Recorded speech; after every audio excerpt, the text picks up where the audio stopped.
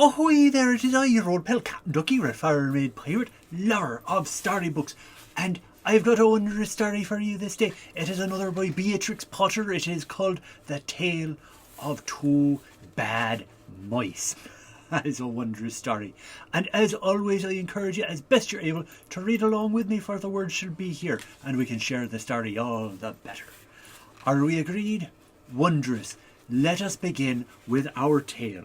The tale of two bad mice. Once upon a time, there was a very beautiful doll's house. It was red brick with white windows, and it had real muslin curtains and a front door and a chimney. It belonged to two dolls called Lucinda and Jane. At least, it belonged to Lucinda, but she never ordered meals. Jane was the cook, but she never did any cooking because the dinner had been bought ready-made in a box full of shavings.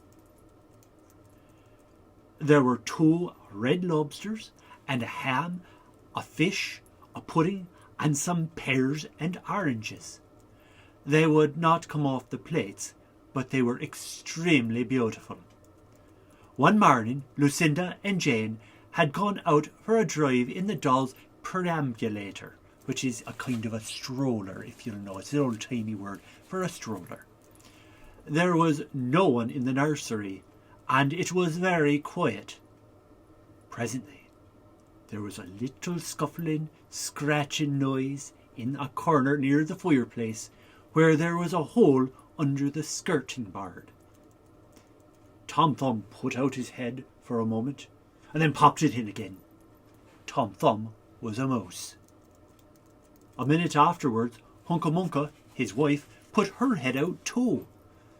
And when she saw that there was no one in the nursery, she ventured out on the oilcloth under the coal box.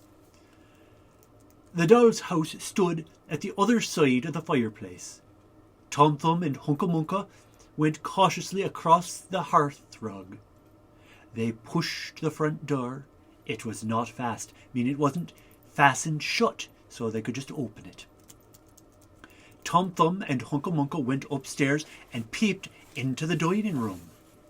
Then they squealed with joy. Yee! Such a lovely dinner was laid out upon the table.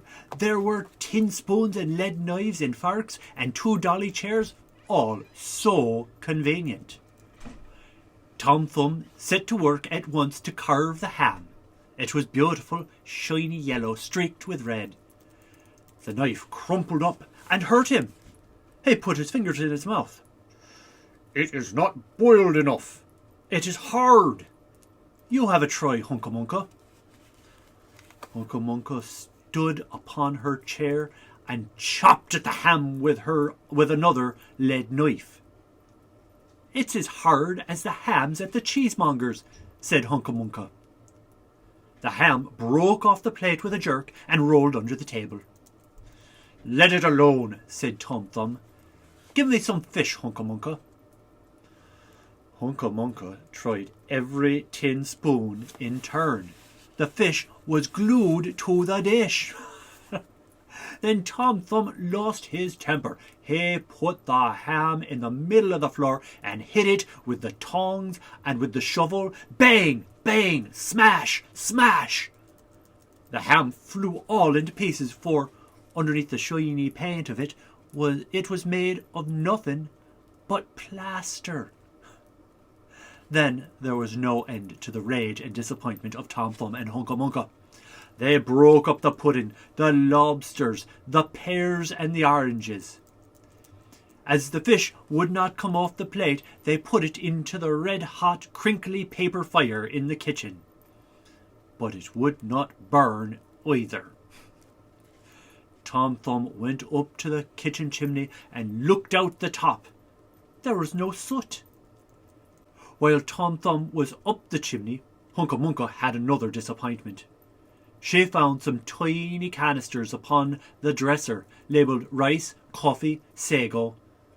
But when she turned them upside down, there was nothing inside but red and blue beads.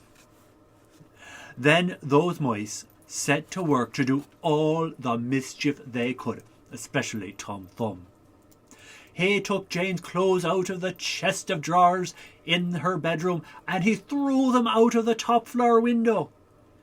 But Hunca Munca had a frugal mind, meaning she didn't like to waste things.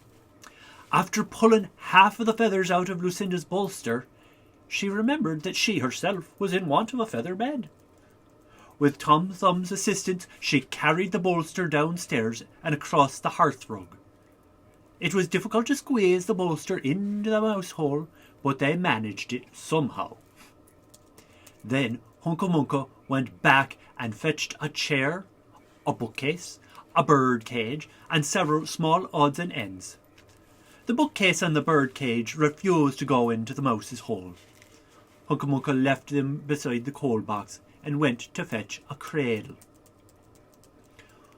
Hunca Munca was just returning with another chair when suddenly there was a noise of talking outside upon the landing, and the mice rushed back to their hole, and the dolls came into the nursery. What a sight met the eyes of Jane and Lucinda. Lucinda sat upon the upset kitchen stove and stared, and Jane leant against the kitchen dresser and smiled, but neither of them made any remark. The bookcase and the bird cage were rescued from under the coal box, but Hunca Munca has got the cradle and some of Lucinda's clothes. She also had some useful pots and pans and several other things. The little girl that the doll's house belonged to said, I will get a doll dressed like a policeman.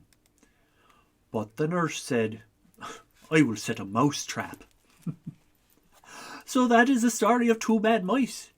But they were not so very, very naughty after all, because Tom Thumb paid for everything he broke. He found a crooked sixpence. That's a coin, if you speak. That's just an English coin, for this is an English story. He found one that had been bent and was under the hearth rug, and upon Christmas Eve he and Hunca Munca stuffed it into one of the stockings of Lucinda and Jane. And very early, every morning, before anybody is awake, Hunca Munca comes with her dustpan and her broom to sweep the dolly's house. The end. And that's the tale of Two Bad Mice by Beatrix Potter. What did you think of the story? Let me know in the comments.